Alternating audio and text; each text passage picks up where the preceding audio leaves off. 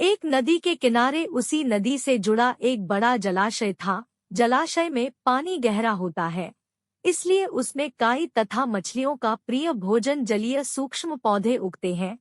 ऐसे स्थान मछलियों को बहुत रास आते हैं।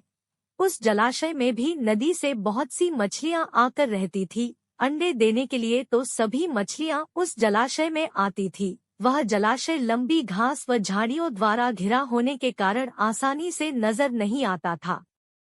उसी में 3 मछलियों का झुंड रहता था। उनके स्वभाव भिन्न थे।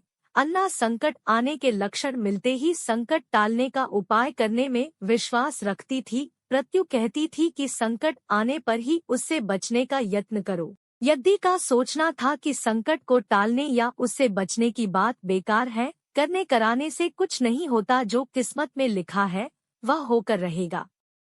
एक दिन शाम को मछुआरे नदी में मछलियां पकड़कर घर जा रहे थे। बहुत कम मछलियां उनके जालों में फंसी थी। आथा उनके चेहरे उदास थे। तभी उन्हें झाड़ियों के ऊपर मछलीखोर पक्षियों का झुंड जाता दिखाई दिया। सबकी चोंच में मछलियां दबी थी। वे चौंके। एक ने अनुमान लगाया, दोस्तों, लगता है झाड़ियों के पीछे नदी से जुड़ा जलाशय है, जहां इतनी सारी मछलियां पल रही हैं।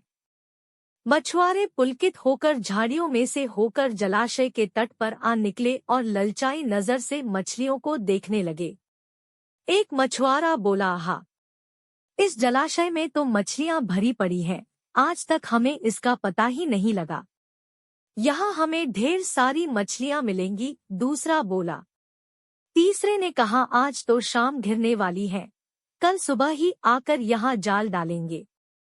इस प्रकार मछुआरे दूसरे दिन का कार्यक्रम तय करके चले गए। तीनों मछलियों ने मछुआरे की बात सुन ली थी। अन्ना मछली ने कहा, साथियों, तुमने मछुआरे की बात सुन ली। अब हमारा यहाँ रहना खतरे से खाली नहीं है। खतरे की सूचना हमें मिल गई है। समय रहते अपनी जान बचाने का उपाय करना चाहिए। मैं तो अभी ही इस जलाशय को छोड़कर नहर के रास्ते नदी में जा रही हूँ। उसके बाद मछुआरे सुबह आए, जाल फेंके मेरी बला से, तब तक मैं तो बहुत दूर अटखेलियां कर रही होंगी। प्रत्यु मछली बोली, तुम्हें जाना है तो जाओ, मैं तो नहीं आ रही। अभी खतरा आया कहाँ है, जो इतना घबराने की जरूरत है। हो सकता है संकट आए ही न, उन मछुआरों का यहाँ आने का कार्यक्रम रद्द हो सकता है। हो सकता है रात को उनके जाल चूहे कुतर जाएं। हो सकता है उनकी बस्ती में आग लग जाए। भूचाल आकर उनके गांव को नष्ट कर सकता है, या रात को मूसलाधार वर्षा आ सकती है और बाढ़ में उनका गांव बह सकता है। इसलिए उनका आना निश्चित नहीं है।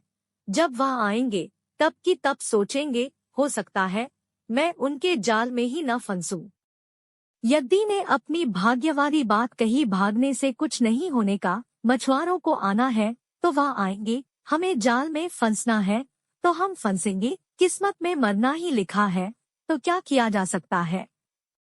इस प्रकार अन्ना तो उसी समय वहां से चली गई। प्रत्यु और यद्दी जलाशय में ही रही। भोर हुई तो मछुआरे अपने जाल को लेकर आए और लगे जलाशय में जाल फेंकने और मछलियां पकड़ने। प्रत्यु ने संकट को आए देखा तो लगी जान बचाने के उपाय सोचने। उसका दिमाग तेजी से काम करने लगा। आसपास छिपने के लिए कोई खोखली जगह भी नहीं थी। तभी उसे याद आया कि उस जलाशय में काफी दिनों से एक मरे हुए ऊदबिलाव की लाश तैरती रही है। वह उसके बचाव के काम आ सकती है। जल्दी ही उसे वह लाश मिल गई।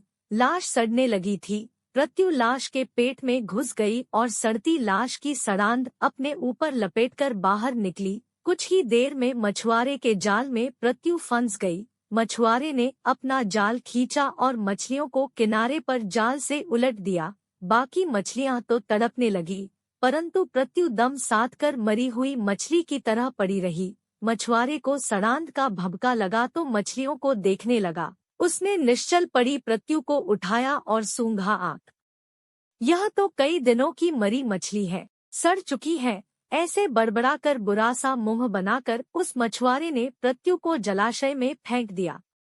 प्रत्यु अपनी बुद्धि का प्रयोग कर संकट से बच निकलने में सफल हो गई थी। पानी में गिरते ही उसने गोता लगाया और सुरक्षित गहराई में पहुंचकर जान की खैर मनाई।